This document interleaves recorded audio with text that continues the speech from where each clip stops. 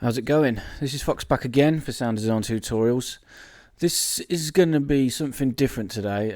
It's going to be a virus tutorial, but it's going to be showing you mainly how to set the Arpeggiator as a mod source.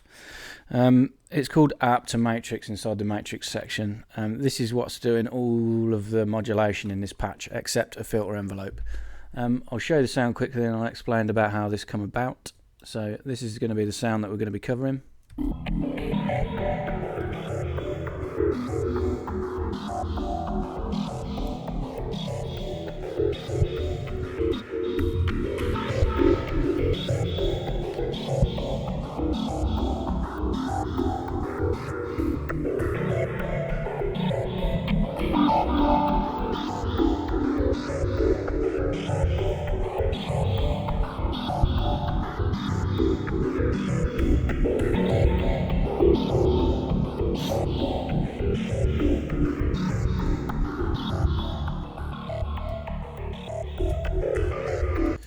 There you go, something totally different to what I normally do.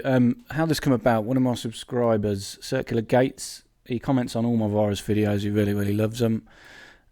He wanted me to try something a bit different. He put me onto somebody called Diary of Dreams. I think they're a German group. I've never heard anything like it in my life. It was quite slow cinematic stuff. He said, would I have a go at making a cinematic style sequence?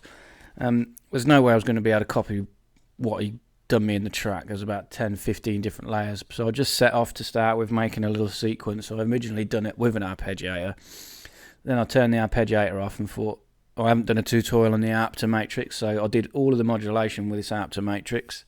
Yeah, and this is what I come out with. So yeah, I suppose this is for him. Circular Gates again asked for this. I'll probably send it directly to him when it's done, but for now I'll show it again quick.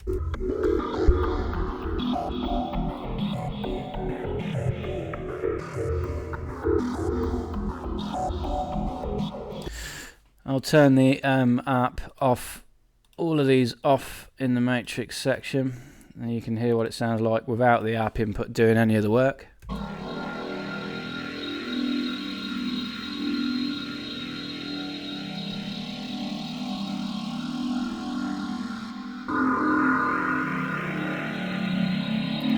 Still quite cinematic-ish and airy, that's what I was going for. But you say all of the movement is done from the arpeggiator input. This Arp input. Arp input. Arp input. It's giving us all them rhythmic bits, all the clicks, everything flipping in and out.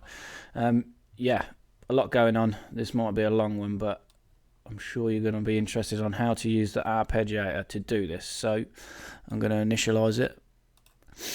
We'll start at the top and work our way down, as I always do. Oscillator section.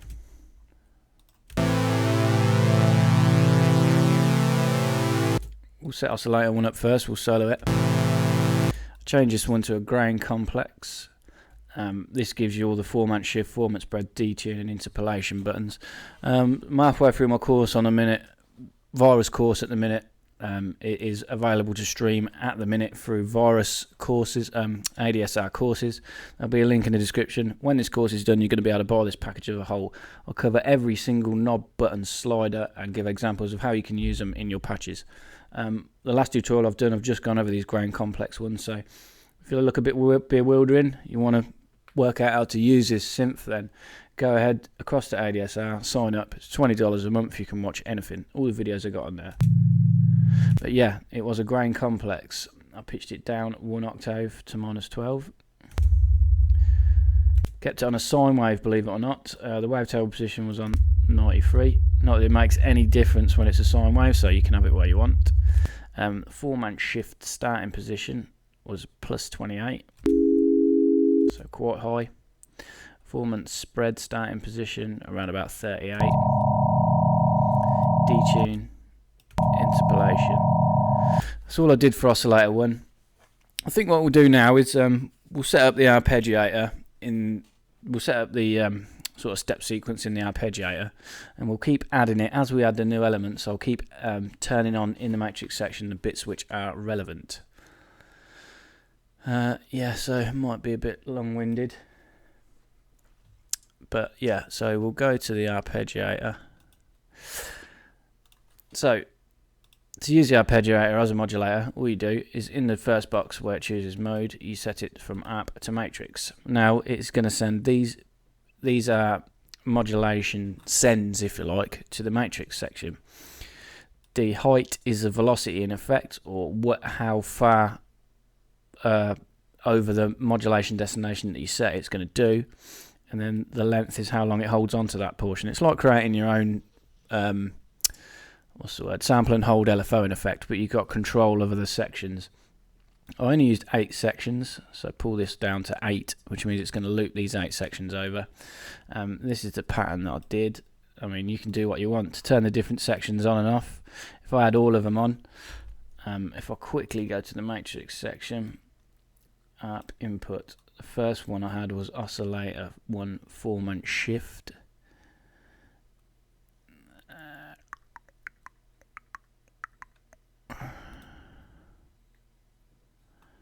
I think.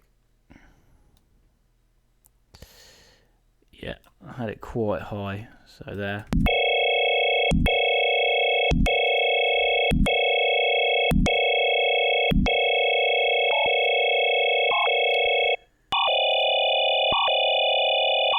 If you turn all of them on, it's pretty much going to be a constant. Now if we start changing the shape of these,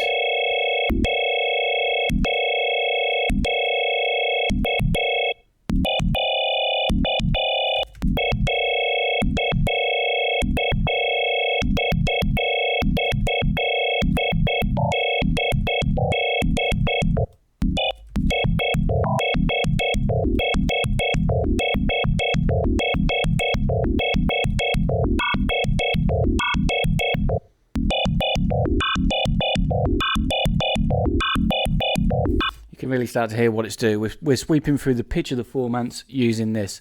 The lower down, the lower the pitch, because I've got it set high, and then I've set the matrix to even higher, if this makes any sense. So we're going from its original starting position to higher. So the arpeggiator, this is going to be a low 4 month, this is going to be a high. You can hear it, the last one's a lot higher.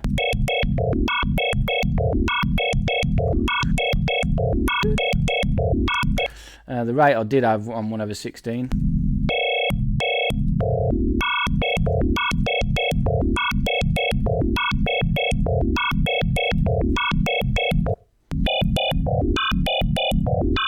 So yeah, you can really start to get the gist of how you're going to be able to use this tool to sculpt your sound. So we'll go back to the oscillator section now. We're going to set up oscillator 2. I'll bring the balance in. How I had it was leaning to the left, so the sine wave was doing most of the work, if I'm honest. This one was pitched down 1 octave as well. I'll move it to the right so you can hear what we're doing just with oscillator 2 to start with. This one was a 4-man complex. I changed it to Whiz Fizz. This is one of my favourite wavetables. The starting point was 26.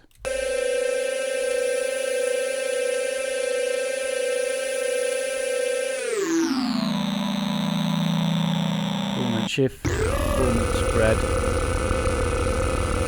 detune, all on about 4-month shift and 4-month spread on about 10 o'clock, detune a little bit less. We go back to the matrix section again. I used this to control a couple of things.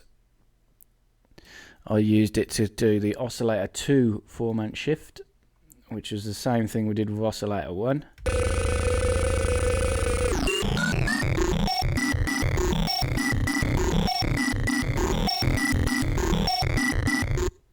So we'll bring the 2 in together.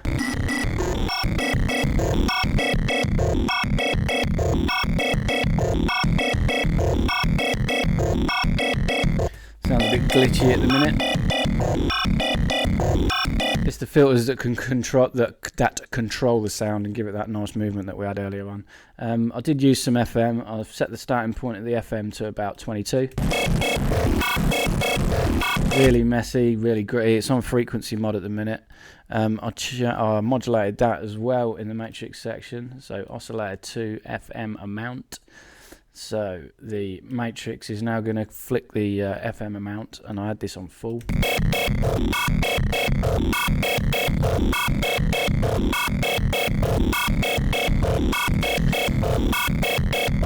So it sounds like a mess at the minute. It's really going to be the filters that control it. Back to the oscillator section again. I used a saw wave for oscillator 3. Turn the volume down a little bit.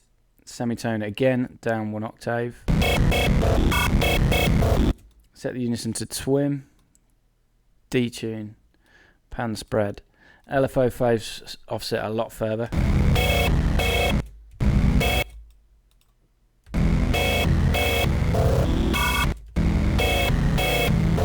Getting a bit of sync error with the virus, it'll calm down in a minute. Punch intensity on full. White noise we need to bring in just above the N. Colour all the way around to the right, so it's a nice bright white noise.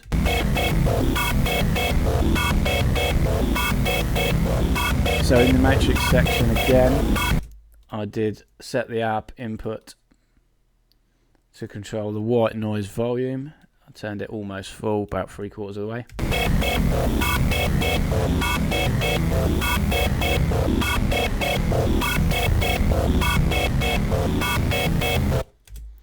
Okay, still sounds like a mess. Shit, doesn't sound anything like what we had originally. I think that is the oscillator section done. I'll just check quickly.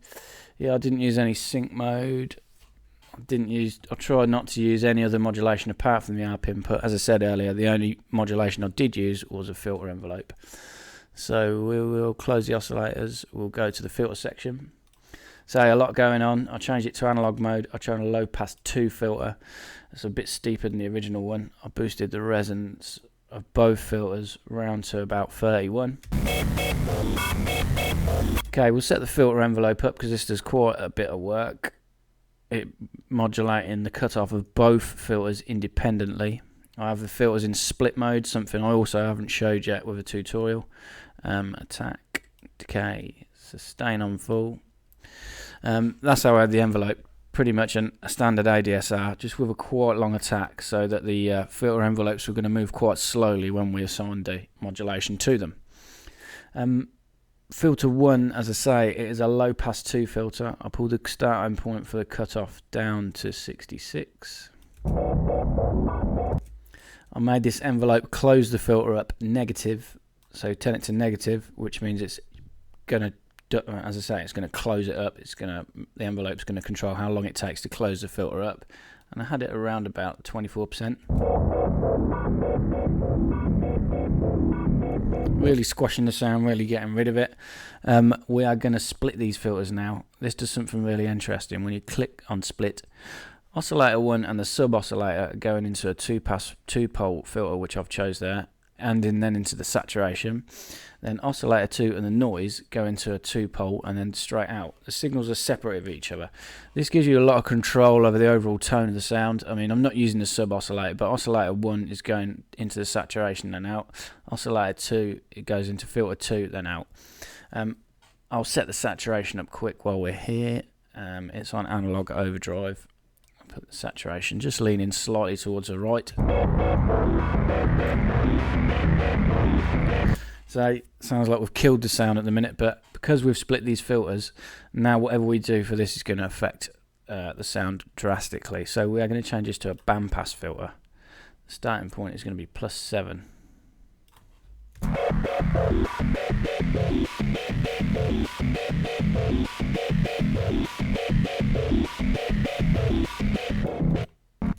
The amp envelope, filter envelope is controlling this bandpass filter as well, but because the filter mode is on plus, it's moving the cutoff to the right. So as the low pass filter closes, the bandpass is accentuating some of the higher frequencies. We'll give some attack on the amp envelope while we're here, so the sound comes in gradually. Just slowly back the sustain level off, a tiny bit of release.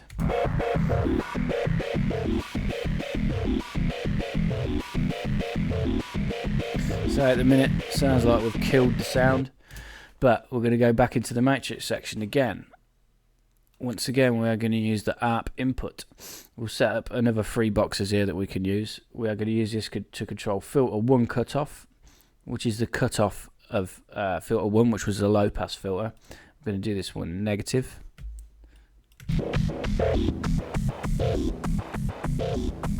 starting to give us some rhythmical elements because the cut-off's being moved around a lot, and there is a resonant peak on it. It gives you some clicking bits, which gives us sort of that hi-hatty sort of movement in the background. I'm going to use it to control filter 2 cut-off also.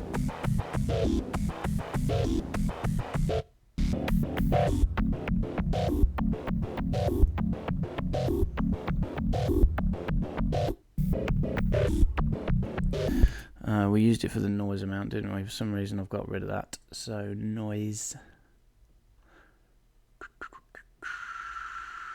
volume.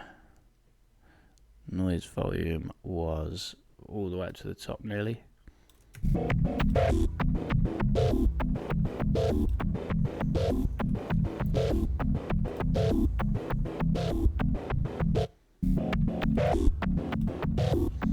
Again, still sounds like we'll crush the sound. We're going to do a bit more work now with the effects and stuff. This is really going to help smudge all the sound together and sort of bring it into play. So, FX1. I used a lot of different effects. I changed this to a stereo widener. Does exactly what it says. Chorus rotary speaker. This gave it a sense of more movement, swinging it around the head without actually adding any modulation.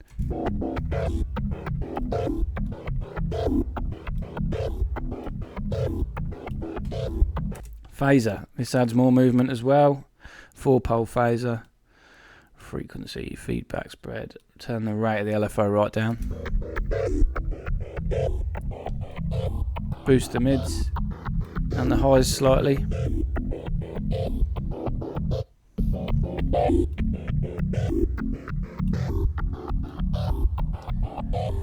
FX2.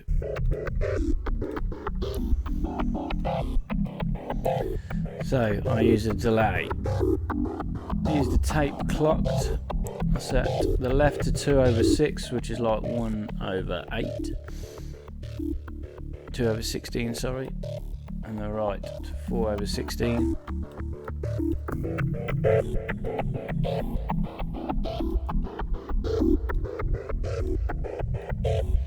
I used a big reverb, changed it to ambience, but real heavy, 3 decibels, quite a lot of decay, damping. Colour, I set the pre-delay to a quarter note. Time.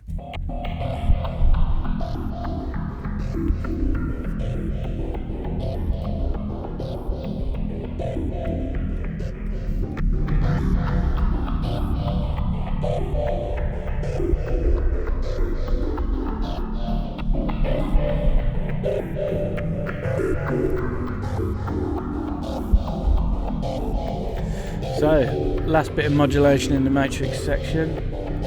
I did the delay send. So ARP input to delay send. This is like the mix of the delay in effect. Had this quite high, I believe. Yeah, about 2/3 of the way. This gave me the effect of the delay coming in and out at certain points, mixing with the reverb.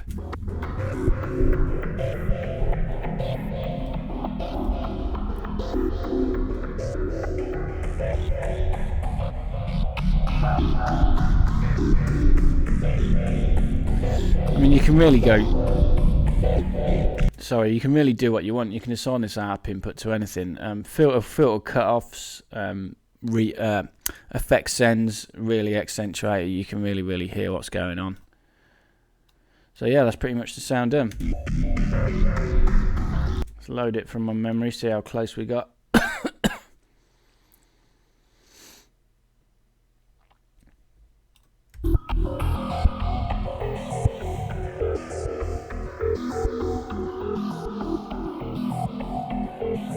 Pretty good, not bad, and it's quite hard to get all these exactly the same. Real fine line when you come to these frequency shift and format shift. This patch will be available to download for free.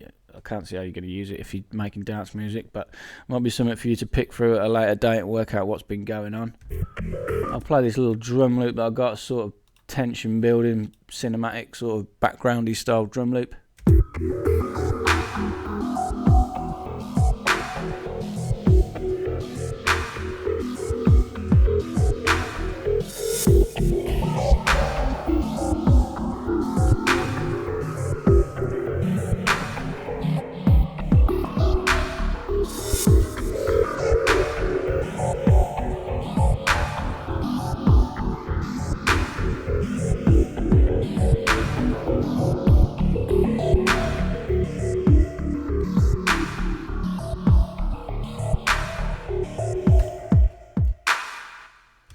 There you have it.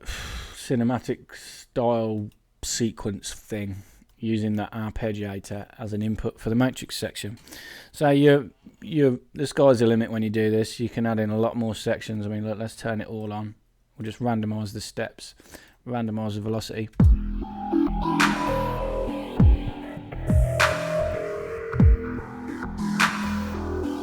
Crank the speed up to 1/32.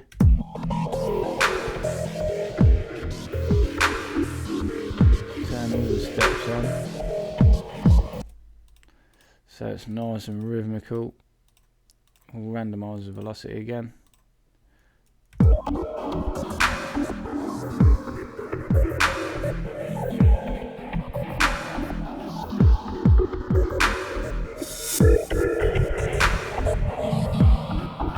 Yep, ARP to input, arpeggiator to the matrix, or ARP input. Use this for whatever you want. You can use it as a step sequencer for pitch as well. I mean, you get some real drastic effects. If we set it to Oscillator 1 pitch, do it up even a fraction. Oscillator 2 pitch.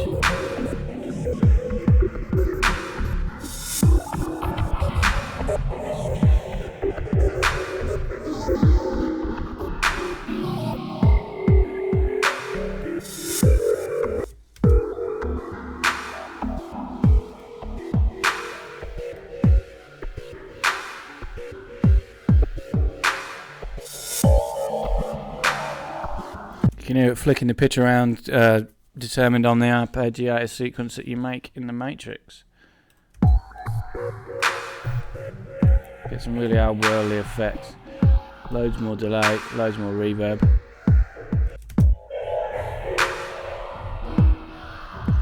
But yeah, for now that is it. As I say, this patch will be free to download in the bottom. As I say, link in the description. Check out my virus course on ADSR courses. It will be available to buy as a bundle at the end. Sort of a virus masterclass. Every knob and function explained. But for now, that's been me waffling for too long. Hope you learned something, even if it's just the arpeggiator matrix. Okay, cheers.